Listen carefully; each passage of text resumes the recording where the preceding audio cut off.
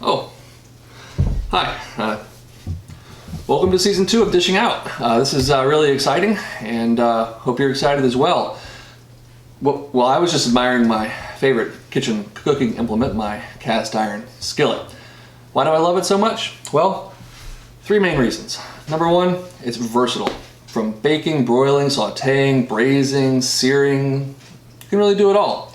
On top of that, it's inexpensive. I actually got mine for free as a gift. Shout out to you, Casey, you're the real MVP. But even if you have to buy one on your own, you can get yourself a good 8, 10, or 12-inch cast iron skillet for less than $50. Perhaps coolest of all, if you take care of it with a little bit of maintenance, it can last you a lifetime. In fact, I could even give this to one of my grandkids one day, which I won't be having, because I'm not going to procreate. But on that note, there's a holiday coming up, and it is a holiday which you should be well aware of if you have a significant other or loved one.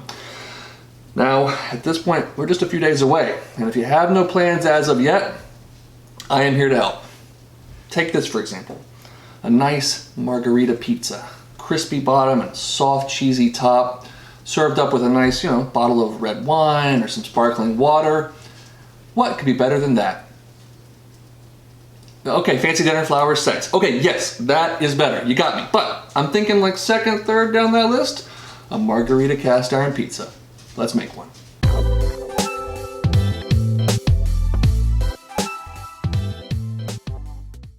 Margherita pizza is astonishingly simple and requires just a few basic ingredients. We've got whole peeled tomatoes, which we'll be breaking down to make our own tomato sauce, fresh whole milk mozzarella, and fresh basil that we'll tear over the top. Now, of course, this all needs somewhere to go, and a great pizza cannot exist without a great crust. As far as I'm concerned, you've got 2 options for that. Store-bought fresh pizza dough. No, I'm not talking about the pre-baked stuff down the bread aisle. Or you can make your own. It's really not that hard. In a large bowl or the bowl of your stand mixer, combine 3.5 to 4 cups of bread flour, or all-purpose if that's all you have. Bread flour contains slightly more gluten than all-purpose flour, and therefore it will yield a crispier texture to your crust, but all-purpose flour will work fine. Along with 1 teaspoon of sugar and 2 teaspoons of kosher salt, as well as 1 packet of instant or active dry yeast. Go ahead and turn the mixer to low and begin adding 1.5 cups of warm water. It should be somewhere between 100 to 120 degrees, or it should feel warm to the touch when you stick your finger in it. Additionally, you're going to add about 2 tablespoons of olive oil and mix this until the dough comes together. If you need to add more water, do so. If you need to add more flour, do so, but it should be a tacky or sticky dough once everything is incorporated. I started with 4 cups of flour, and I used all 4 cups of flour, but I would recommend putting in about 3.5 to begin. Once your dough has come together, go ahead and pull it off the dough hook and get it into a bowl that has a tablespoon or 2 of olive oil coating the bottom and all sides. At this point, the dough needs to rest for 30 minutes to an hour at the minimum, but it can go in the fridge and rest for as much as 2 to 3 days if you want to make it ahead of time. This recipe will make enough dough for at least 4 10 to 12-inch pizzas. For a quick and easy homemade pizza sauce, get yourself a can of good quality whole peeled tomatoes. Something from Italy would be awesome, but any brand that you like will do. And then we're just going to take the tomatoes themselves, we don't need all that extra liquid, and drop 3 or 4 of them down into a food processor. So it's a fun fact, you can actually cut your finger on a can, so please be careful when doing this at home. Safety first, we will now add a generous pinch of dried oregano. I have here about 1 medium garlic clove that I went ahead and sliced up to give it a head start, and a pinch of salt. And I'm just going to give this a blitz until it's chunky smooth, kind of like me. After about half an hour to an hour on the counter, or even overnight or after a couple of days in the fridge, the dough should have about doubled in size.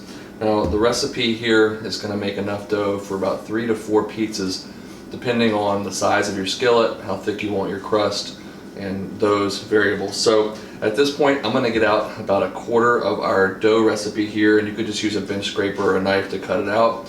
We're going to get some board flour down on the work surface here, and we're just going to start to work it out into about a 10 or 11 inch circle shape. So our dough is ready to go. We've made our sauce. The basil we're just going to tear on at the end. As far as the mozzarella, I just cut mine into little thin slices. You can even just tear it up by hand if you want to. But now we're ready to cook. So you need to get your oven to its hottest setting. 500 degrees would probably be pretty typical. Once you set your oven to preheat, go ahead and get your cast iron skillet and get it on over medium to medium high heat. Say about a 6 or 7 out of 10 on your burners. Now when you just start to see whiffs of smoke coming off the surface of your cast iron skillet, you are hot and ready to cook. Go ahead and put in about a tablespoon of olive oil down to the bottom of the pan. And go ahead and brush that all around the bottom and hit the sides as well.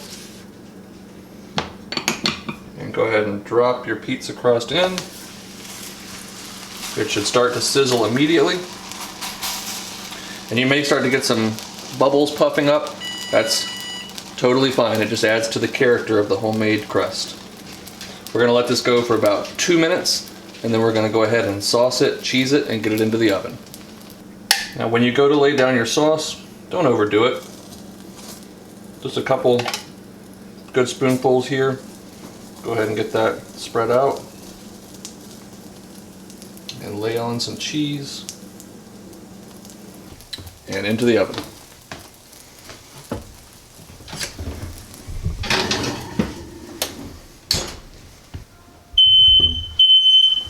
Really?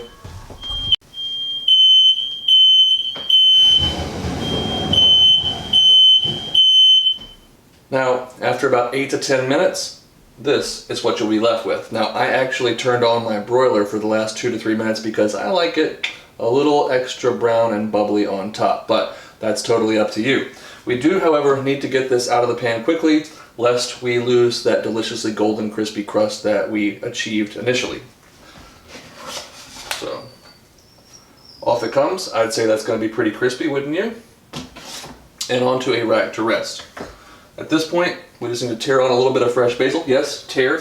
No need to get a knife or scissors out for this. Just tear off some pieces. Scatter those over the crust. The residual heat from the top of the pizza will kind of soften the basil and make it nice and aromatic. Got a nice crispy crust here, and the bottom is excellent as well. That nice even heat from the cast iron cooks the crust evenly from the bottom with direct heat, while the convective heat from the oven melts the cheese. It may not be a brick-fired, wood-fired oven, but it's pretty close. Alright, well, hope you can see how amazingly simple it is and how delicious the final product comes out. Now, a couple of notes here. This is not the only kind of pizza you can make this way. Any kind of thin crust pizza with just light toppings that are already pre-cooked or cooked quickly would work fine. Maybe some pre-cooked crumbled sausage and some caramelized onions on there, or you could just throw pepperoni on there like a traditional pepperoni pizza. And for anyone who says, that's not enough pizza, blah, blah, blah, well, it is really for one person, and they cook so quickly that it's really no hassle at all to cook up 2 or 3 of them, in 15 to 20 minutes. So I'm going to give this a little taste test here, but also we need a little sound test.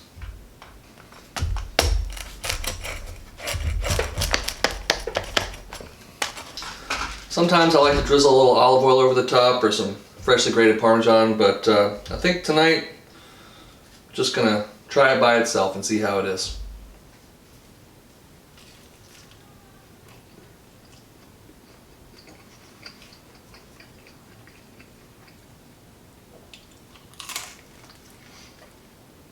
The fresh garlic in the sauce makes a huge difference. And that crust is tender but crispy on the bottom. Once you have consumed your delicious pie and you have cleaned out your cast iron skillet and removed any food particulates, all you need to do is drizzle just a tiny little bit of neutral oil in there, whether it be grapeseed oil, canola oil, vegetable oil. No need to use anything like olive oil, just a teaspoon or less. And you want to use a paper towel and coat it over every bit of the pan, the inside, the sides, the handle, the outside, and just return it to a warm oven, either the oven that you cooked your pizza in, or you can turn it on to a low setting and leave it in there just to let that oil set. What this does is it preserves the relatively non-stick coating of the pan and keeps it ready to go for years to come. I've got a little work left to do here with my Margherita pizza, but hope you'll give this recipe a try. Hope you're excited about the upcoming videos this season. Thanks for watching, and until I see you again, you gotta go make something delicious.